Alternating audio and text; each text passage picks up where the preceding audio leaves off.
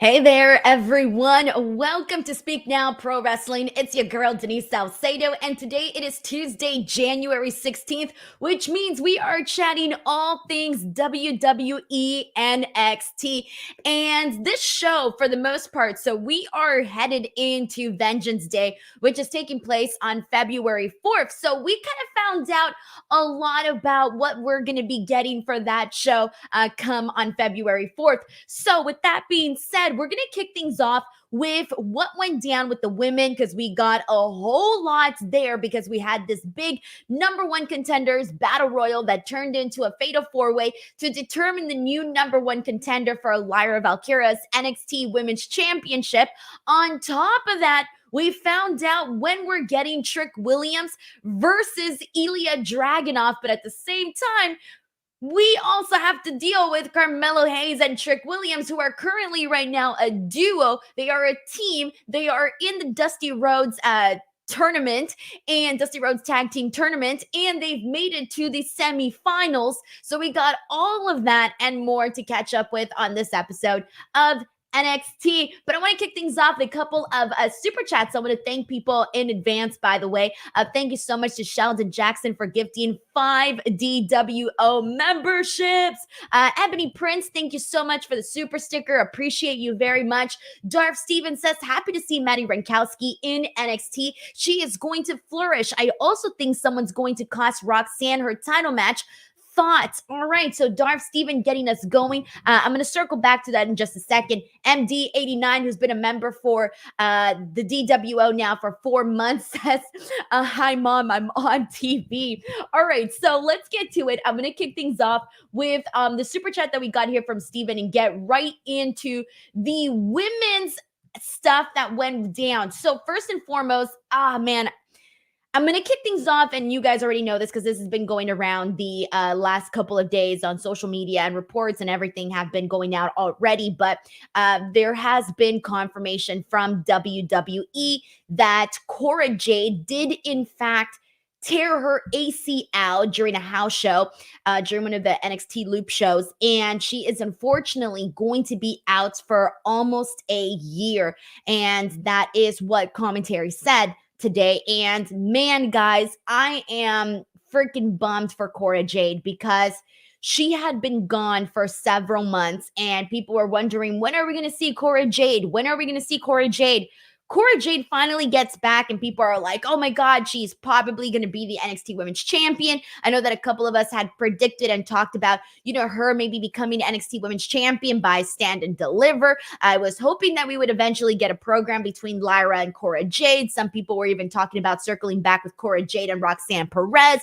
There was just a lot of different people for Cora Jade to really have these great programs with. Right now, there are lots of women in NXT that she could have easily gone into to tell any story that they would have wanted to. Tiffany Stratton, Kiana James, Fallon Henley. I mean, the options are sort of limitless right now. There are a lot of women to tell stories on the show.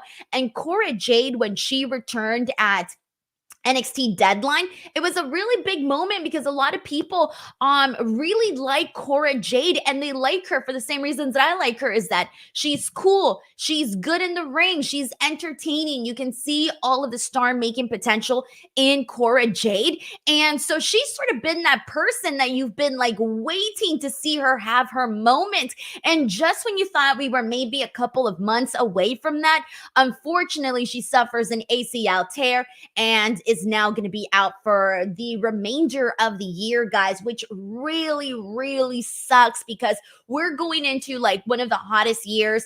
No one, absolutely no one, whether you're a wrestler, whether you're just whoever you are, nobody wants to start off the year this way. So, of course, I know I feel bad for Charlotte, who's also out due to ACL tear, but also for Cora Jade, because Cora Jade is literally just starting her career. So this could have been like her year to become NXT Women's Champion, to maybe get called up to the main roster. A lot can happen in a year. So when you're out for this large amount of time, I can only imagine that all of this stuff is probably running through her head. Hopefully she's hopefully she stays positive and hopefully she has a speedy and healthy recovery, because having a torn ACL is definitely no joke at all. I know that we see, it's common with athletes. We see people tear ACLs and things like this, and a lot of people come back.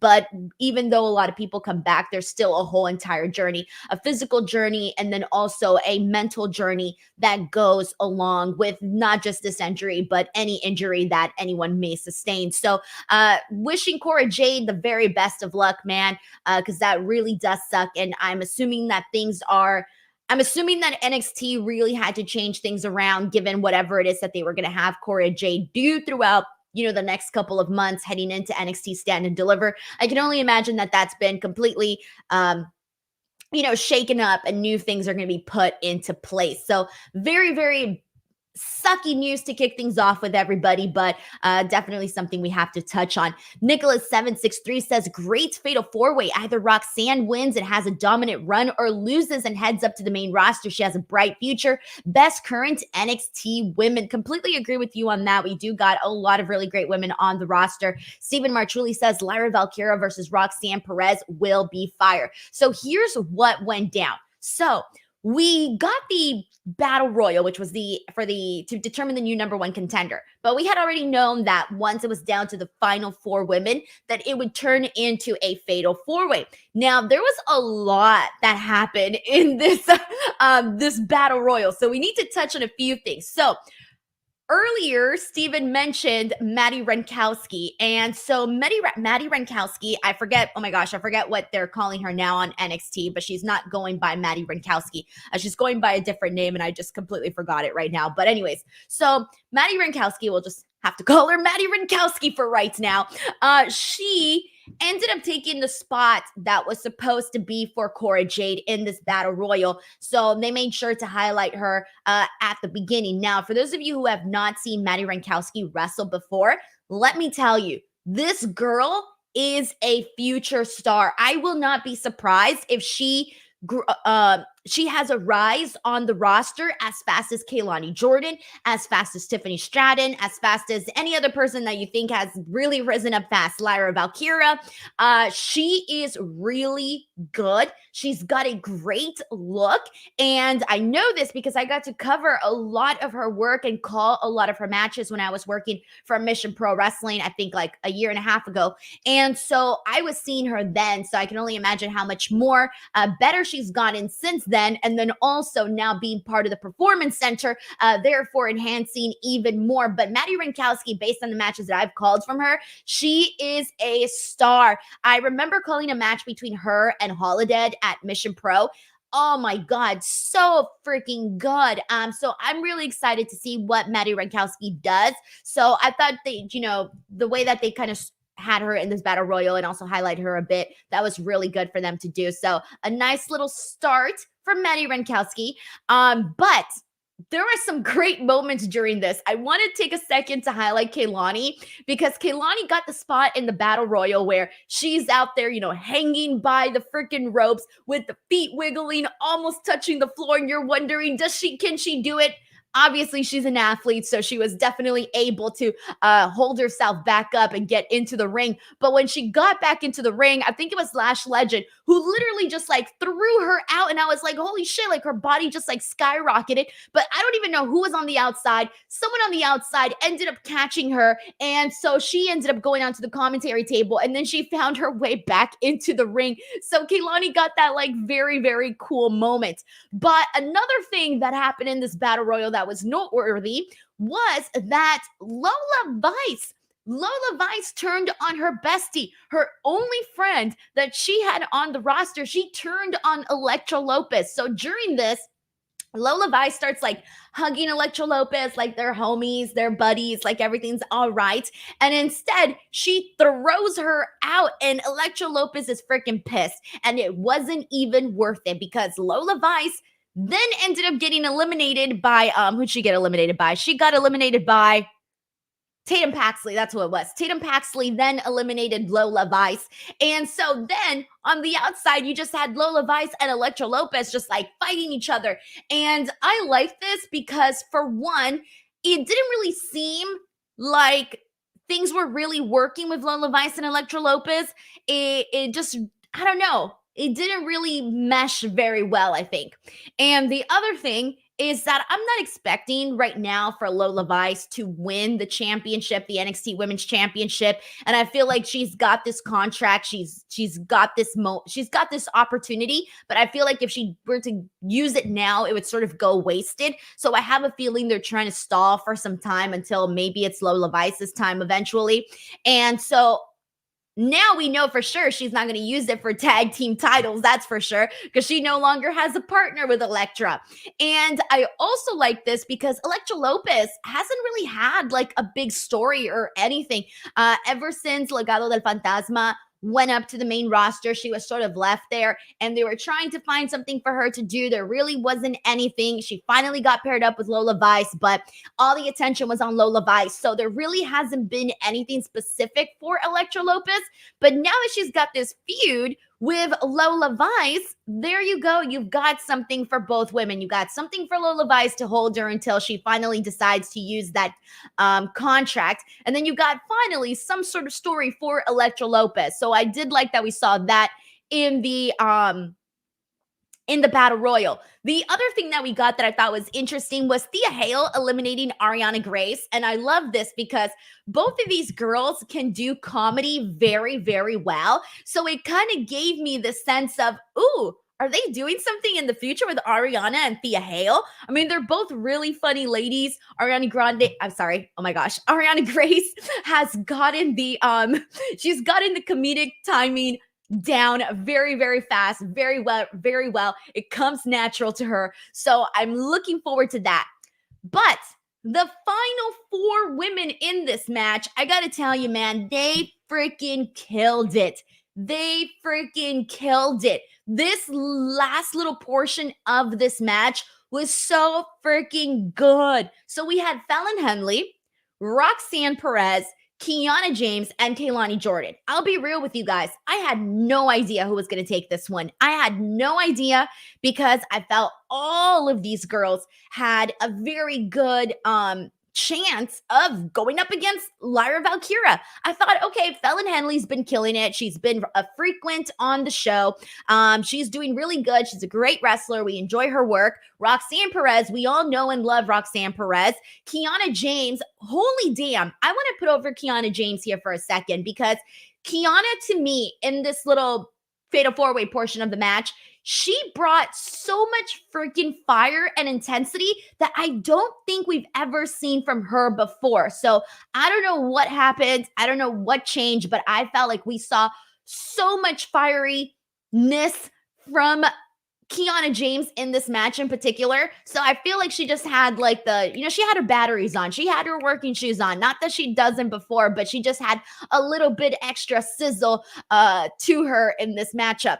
But Kehlani, I also thought Kehlani had a good chance of winning because they've really, really pushed Kehlani very, very quickly on NXT. Like within 6 months, she was already in the Women's Iron Survivor. She had a good showcase there. She had a great showcase in this actual Battle Royal. And my favorite parts of this Fatal 4-Way were the interactions between Kehlani and Roxanne Perez. I thought that both girls, they had like a little back and forth.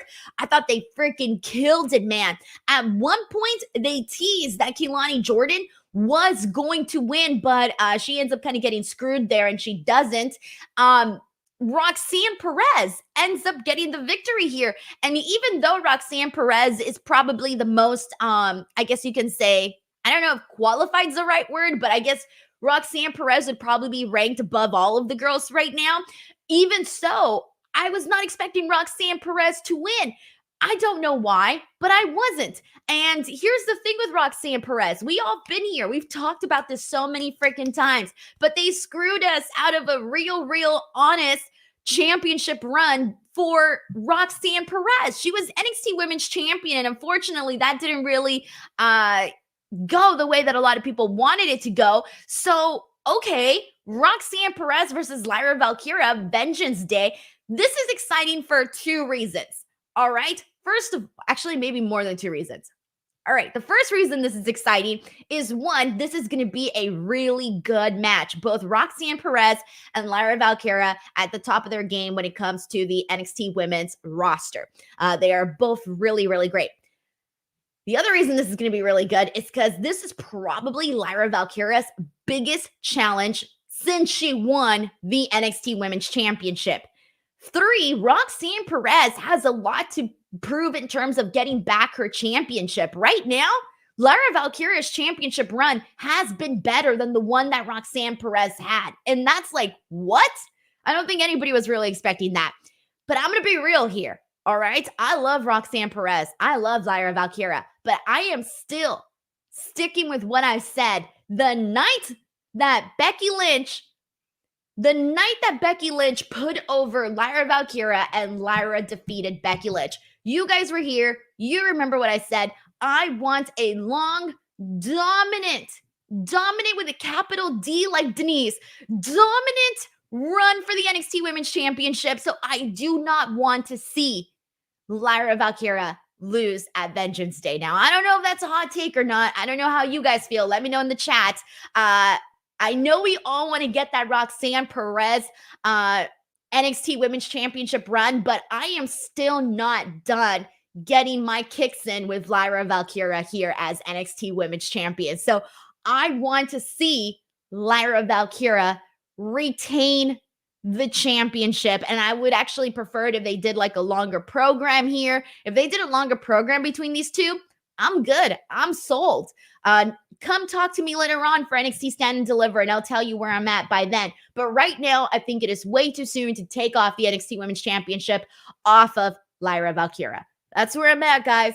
That's where I'm at. All right, so let's go ahead and see what people are saying, what everyone here is saying. So I agree, by the way, I read this one already, but I'm going to read it again. Stephen Marchulli, Lyra Valkyria, Roxanne Perez will be fire. We got Chris Lloyd who sends in a super chat saying, I think Lyra retains at Vengeance Day, then Lola might cash in at Stand and Deliver. All right, so, I agree with you on the first portion.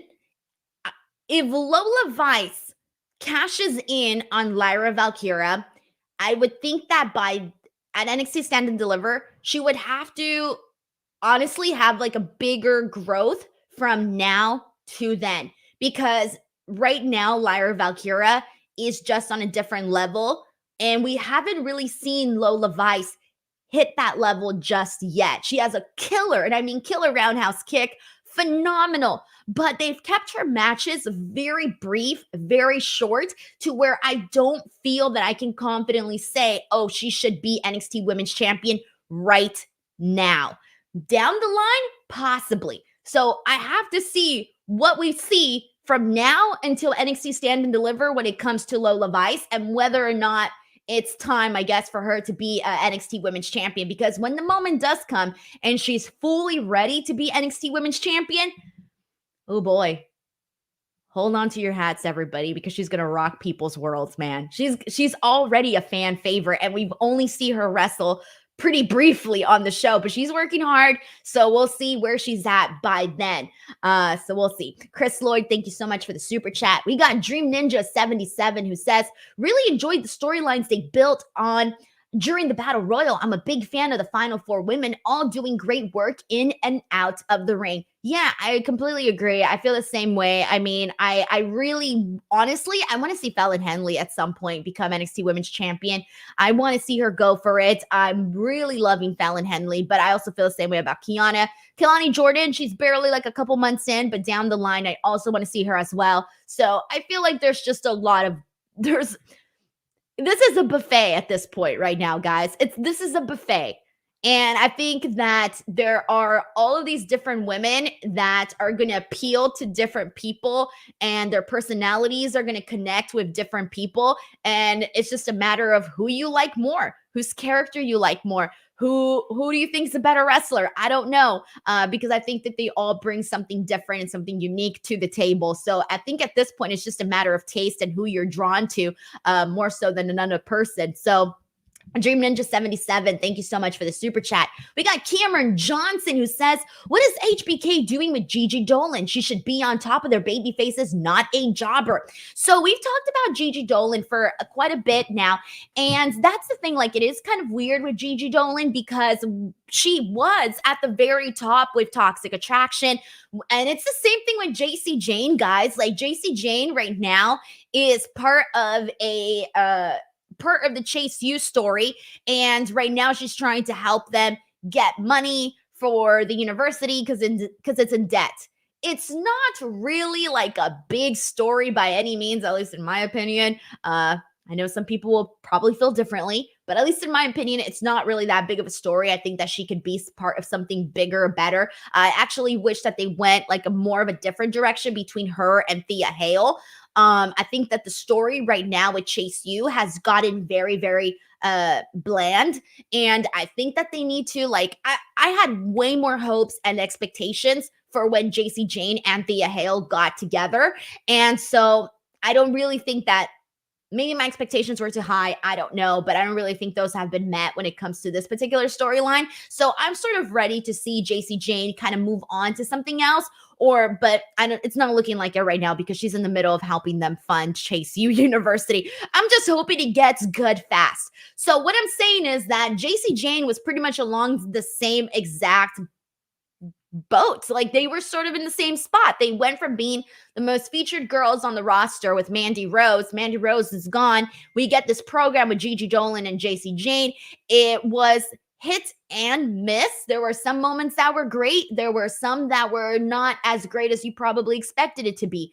And then we kind of got more of a serious storytelling with Gigi Dolan, where Gigi was bringing in like her family and she was talking a lot about her hard life.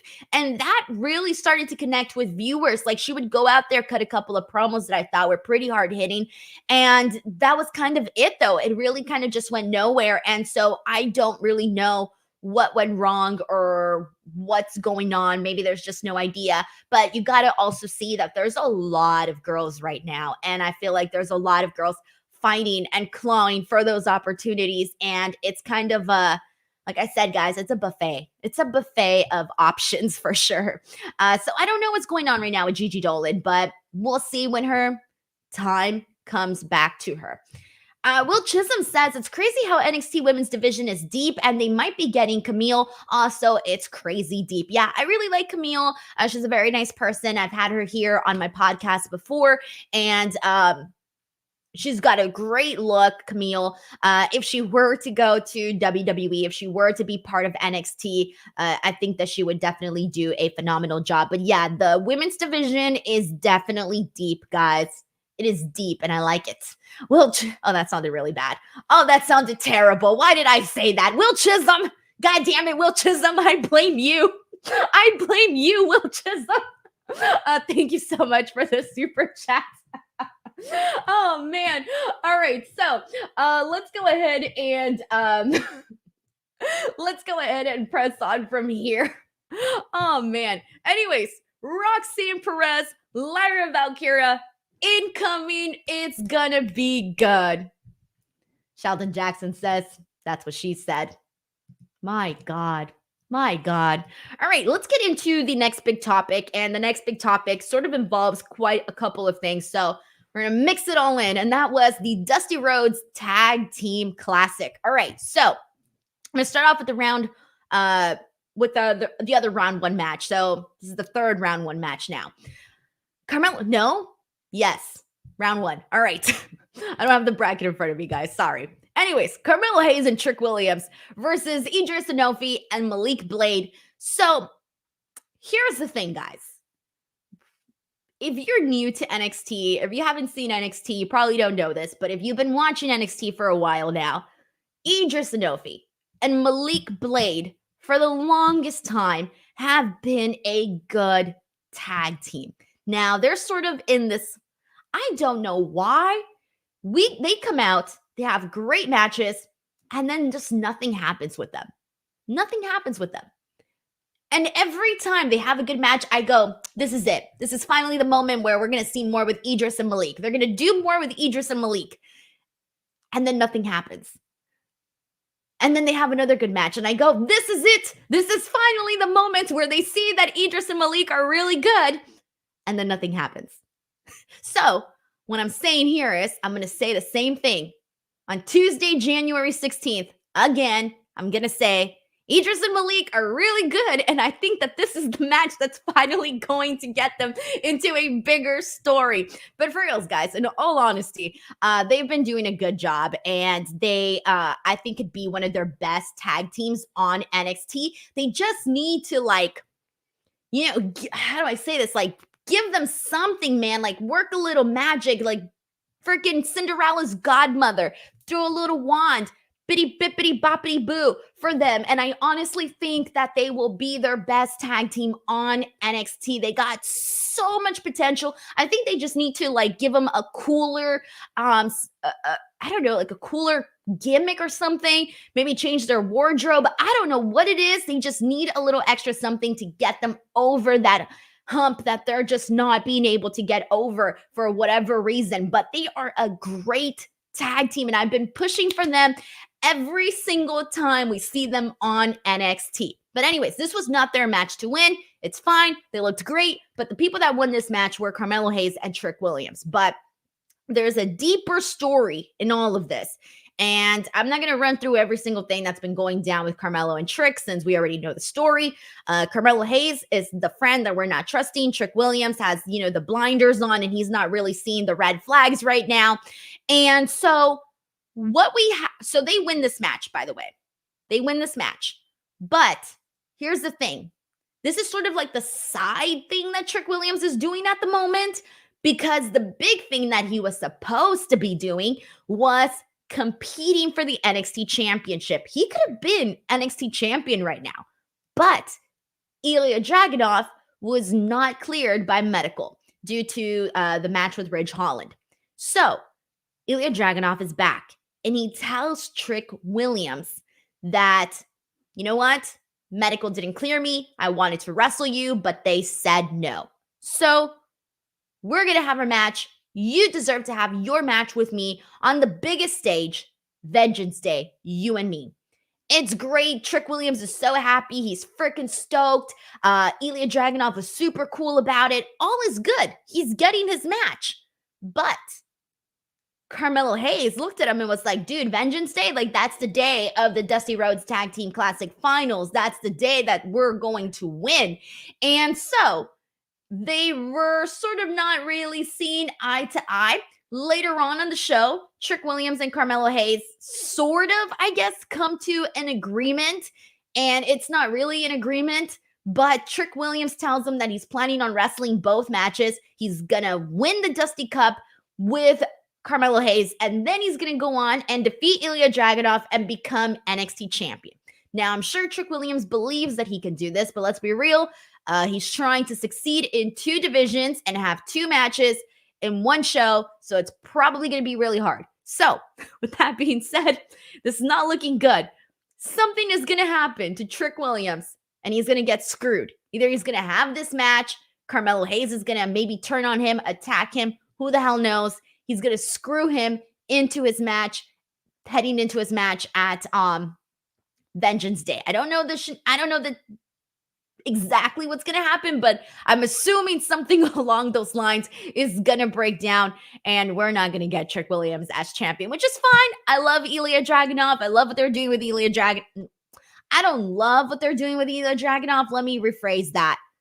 I love Ilya Dragunov as a wrestler, but as a champion right now, he has sort of taken a real back seat to the big story here, which is Carmelo Hayes and Trick Williams. So it kind of feels like he's just sort of taking the back seat here to what they're doing. So I don't like that. I don't like that it feels like Ilya Dragunov is off to the side while they focus on Hayes and Williams. I wish that they found a way to sort of balance the two. But given that that was the only way to screw Trick Williams out of his match, so be it. I guess that's the way that it went down. But we also get the LWO versus Chase U.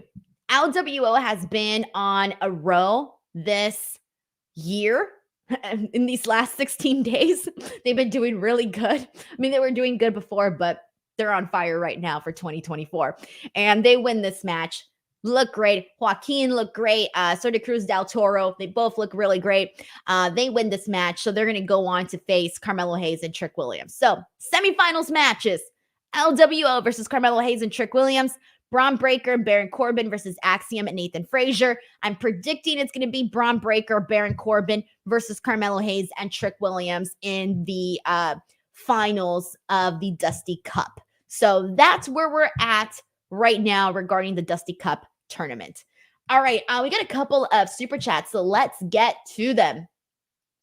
All right, this one's from Will Chisholm, who says, I think if some women don't win the NXT women's title, it's not the end of the world. Bianca never did, and look at how she turned out. P.S. Great to see Zelina Vega back in NXT. All right, what did I miss with Zelina Vega? I think I missed that. But anyways, when it comes to the women, not everybody getting the women's NXT championship, of course, that's fine. Of course, you want to see certain people get their opportunity, but right now, because there's so many women, like it feels like in order to get all of them, they'd have to have very short reigns. But we got time. We got time. John Deller says, guess we can say Mello is all right after Friday. Yeah, exactly. There you go. Good to hear, though, honestly. But we already kind of knew that because they had said that they were fine. But yeah, it was a scary moment, and his match was going really good on SmackDown, so that was very unfortunate. But I'm pretty sure, like I said on the SmackDown post show, I think we're going to see Carmelo Hayes sooner rather than later over on the SmackDown roster, hopefully. All right, we got Chris Lloyd. Thank you so much for this generous super chat. Chris Lloyd says Braun Breaker wearing the Steiner jacket was a nice little touch. Also, the Wolf Dogs. I think the finals will be Braun and Baron versus Trick and Mello. Mello takes the pin, then costs Trick the title. I kind of like that, actually, where Carmelo ends up being the one that messes things up, but instead of placing the blame on himself, he puts the blame on Trick, and so he cost him the championship for basically, in his eyes, costing them the Dusty Cup. I like that. And then, yeah, we had some funny little moments with Braun Breaker and Baron Corbin backstage. I like them giving it a little bit more personality. So, yeah, the Wolf Dogs. I don't know if they're going to go by the Wolf Dogs, but I feel like they should, since that's like the name that they threw out there, so they might as well go with it. Chris Lloyd, thank you so much for the super chat. I appreciate that a whole lot, man. All right, so damn, I didn't even notice Zelina was with the LWO. Oh, yeah, she did. Oh, I'm so dumb. Yeah, I remember, guys. Sorry. I think for some reason I'm just so used to seeing her with the LWO on SmackDown. I didn't even register that it was on NXT. You're right. And so even though she's just there, like part of the LWO. Duh. Yeah, there you go. All right.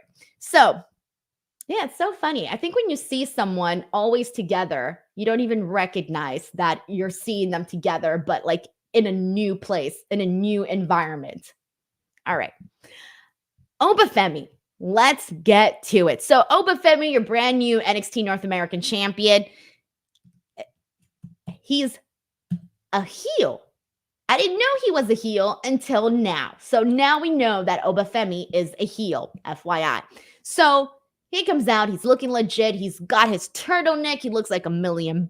He's got his championship belt. He goes there and talks about his victory. He's confronted by Dragon Lee. Dragon Lee wants a rematch against him.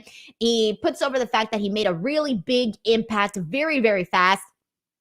But Obafemi does not want to give him a match. So he says no. That makes him a heel, I guess. And so I would say so. I would definitely say so. So Obafemi then basically rejects the second offer from Dragon Lee, because Dragon Lee then says, all right, so let's have this match on Vengeance Day. But he tells him he's going to think about it. So that's where we're at with that. Good little start, guys. Honestly, not a bad start to Obafemi's reign. Run, not a bad start. He cut a promo. He looked good. We're pretty positive we're going to get this match at Vengeance Day. I'm already counting on it. So I don't think they're going to go back and not do this match. He's going to have to do this match. So we're going to probably get a nice little actual match between Obafemi and Dragon Lee. And Dragon Lee is going to make him look like $1 million. So it's going to be great. I'm looking forward to that. I think that'll be very, very fun. All right. So Yeah, that's true. Pierce says Oba is a heel, but he gets the cheers. Well, I feel like we just didn't really know that he was a heel, because when we were seeing him in the tournament, he was like all hyped and he's like, yeah. And by the way, Johnny T points out that he has a great voice. He does have a great voice. Like his voice, if he were to just like do a podcast and just talk very smoothly, it'd be like a very relaxing voice where you can fall asleep. Yeah, that's Obafemi. Anyways, we already talked about Lyra and we already talked about Lola and Elektra Lopez, but prior to the actual Battle Royal, they did have a match against Lyra Valkyria and Tatum Paxley, but I guess that doesn't really matter now because they turned on because Lola Vice turned on Elektra Lopez, so that doesn't really matter now. But I guess the big takeaway from this, though, is that Tatum Paxley dressed exactly like Lyra Valkyria, and she seems to be like in awe of her. So she seems to be a Lyra Valkyria fangirl. So that's where we're at with that, but there's not really much else to add. Joe Coffey versus Ridge Holland. This was a pretty quick victory for Ridge Holland. He hit a clothesline, he back body drops Joe Coffey, gets the win, and then after this, he's attacked by Olive Gallus. All right, thumbs up. There's not much else to add about that, guys. There's really not that much to say about that. But Josh Briggs, though, here's the thing. Josh Briggs is going solo. We've known this. He broke up with his friends, with Brooks and Fallon Henley. He's going off and doing his own thing. But Josh Briggs was approached by JBL tonight. And at first I thought, oh, this is really random. But then they reminded us that JBL picked him for the Iron Survivor, the men's Iron Survivor deadline. And I thought, oh, okay. So here's the thing, guys. Do we think that JBL is going to come out and maybe manage Josh Briggs? Or was this just like a one-off? I'm not really sure if this was just a one-off thing or if JBL is going to manage him. I don't know. But I suddenly thought to myself, damn, we got Baron Corbin on NXT, who literally was stuck on the main roster with JBL not too long ago, doing a terrible, I don't even know what they were doing, but it was terrible. It was managing him. It was not good. Not good at all. So I'm thinking, damn, I don't want to see JBL and Baron Corbin on the same brand right now. I really, really don't. And I also don't want to see JBL manage Josh Briggs. So I'm really hoping this was just a one-off. I'm going to give you some advice, kid. You're going to take it. It's going to change your journey on NXT. And that's it. I don't want to see him manage Josh Briggs. I'm sorry. I'm just not there. I'm not there. Keep in mind that the last thing we saw from JBL was him and Baron Corbin, and it was not good. We got Adam Smith who says JBL and Corbin wasn't a fit. I guess you can say if someone's going to fit more, would it be Baron Corbin? Would it be Josh Briggs? Probably Josh Briggs. So there is, you know what? If he did manage him, maybe it wouldn't be like god-awful or terrible. Maybe there's something there. Okay, fine. If they do this, I'm going to give it a chance. I will give it an honest chance. 2 weeks. After that, I'll be done. That's it. But we'll see. We got Pierre here who says that JBL managing Brooks would be nice. We'll see, man. We will see. We got a couple of people actually saying they would like to see JBL manage him. All right. So I was clearly in the, no, wait, Housen agrees with me. All right, cool. So I guess we're split on this one. We'll see if it's a one-off or if he actually goes off and manages him. We will see. All righty, everybody. That was NXT. I just realized we got through with this pretty fast, but since we're sort of building our way to Vengeance Day, there really was this was pretty much it. Oh, wait, no, I forgot one more match, guys. I'm so sorry. This was Trey Bearhill versus Dijak. Almost forgot to break this one down. My apologies. So a couple things that we got from this, actually. So first of all, Joe Gacy was on commentary. It was kind of funny. He was out there going, what a maneuver. Shades of Vince McMahon. That was kind of funny. But during this match, though, so we haven't really seen too much of Trey Bearhill wrestle. We've only seen very, very little of him. And you guys know, I'm a fan. I'm a fan already. I can tell already whether or not I'm going to like what he does moving forward. He's a big dude. He's meaty. He's got intensity. He's got personality. I like that. I'm drawn to that, man. I'm ready to see Trey Bearhill on NXT. He's got a cool little song. I've been a fan of the song since I first heard it. Every time Trey Bearhill comes out, I'm like, yes, the song. Anyway, so he wins this match, but after this match, though, we see two things happen here. So after the match, we see Joe Gacy attack Dijak, and then both of these guys end up fighting all the way to the back. So yay. Finally, we've got something for Joe Gacy to do. And then Dijak, things have kind of been like so-so for him. He's sort of just like floating around, I would say. Like there really hasn't been anything too gravitating as of late for Dijak. He's just there. He's just having matches. So maybe him and Joe Gacy will have a great story. We'll see. We'll see. But they kind of need each other right now. They both need something to do on the show. But the other thing is that we're not done with Lexis King and Trey Bearhill. So just to recap, Lexis King attacked Trey Bearhill and took his spot in the breakout tournament. Trey Bearhill then cost Lexis King his chance at winning the breakout tournament. So after this match, Lexis King then attacked Trey Bearhill. So this story is, there's reasons. We know the reasons. Now it's just a matter of seeing what they do together. So I'm looking forward to that. I think that Trey Bearhill is an unexpected, I guess you can say, feud with Lexis King, because we didn't know who Trey Bearhill was when Lexis King came into NXT. At least I didn't. So, okay. We'll get to it. We'll see what they do there. Could be exciting. I'm looking forward to it. And now that's it. Sheldon Jackson says it could work because, okay, so he says it could work between Briggs and JBL. JBL could pass down the clothesline from hell to Briggs. Huh.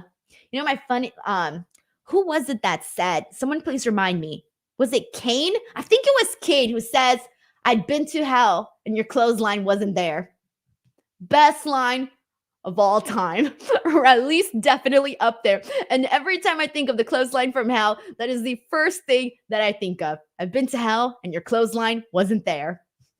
Funny. All right, Heel Hammer, Coleslaw. Thank you so much for the super chat, man. All right, guys. That's literally it. We got more people pointing out. Pierre says that Gacy and Dijak could be good. Adam Smith says, I can see Lexis King winning the North American Championship down the road. I would hope so. I would really, really hope so. I would hope that he would get there eventually. I mean, he would have to. He came in with so much buzz. I can't imagine that they wouldn't get there for him. We'll see. All right, guys.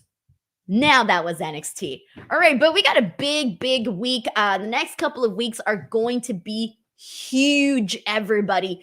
Here on the channel, I've been really posting so much content. If you missed it last week, I have brand new interviews with Will Ospreay, Kushida, Ray Phoenix, Mojo Rawley, you name it, they are happening. On top of that, literally at the end of December, I talked to Mace, I talked to Mansoor. I mean, there's so much content going up on this channel. It's kind of nuts. As a matter of fact, just to give you guys a little behind the scenes, as of right now, there have been 15 videos published, 9 live streams, and 35 clips, 35 shorts rather, posted on this channel in 16 days. In 16 days, all of that has gone up here on this YouTube channel. Today, I dropped a brand new interview with Gail Kim, and this one is literally all about what's going on right now with TNA Wrestling. You guys know that Gail Kim has a behind-the-scenes role. She works in talent relations. She works with the talent. The talent really, really love Gail Kim. And so Gail Kim talks about TNA, the rebrand of TNA, excuse me. She talks about Hard to Kill. She talks about Trinity. She talks about Ash by Elegance, the former Dana Brooke. She talks about Nick Nemeth.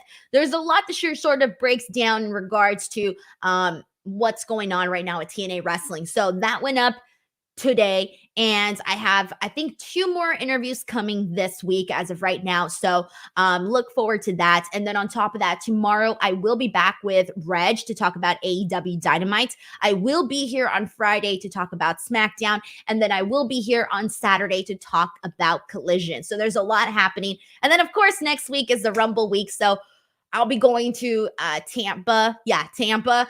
Sorry, I was going to say something else. I was like, wait, where am I going? Because it's in St. Petersburg.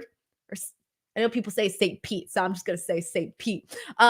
St. Pete, but I'm staying in Tampa, so it kind of throws me off a little bit. But anyways, I'll be in Florida. That's where I'll be. I'll be in Florida for the Rumble. I'm looking forward to it. I'm so excited. Very, very excited. All right, guys, that's it. I'm done for today. I'll see you guys tomorrow. Please don't forget to subscribe to the channel and leave a review on Spotify or Apple Podcasts so I can have something to read here, guys, so I can have some reviews to read here on the streams. I'll wait for you guys to send those in. The links are in the description box below. Thank you, everybody, and happy Tuesday.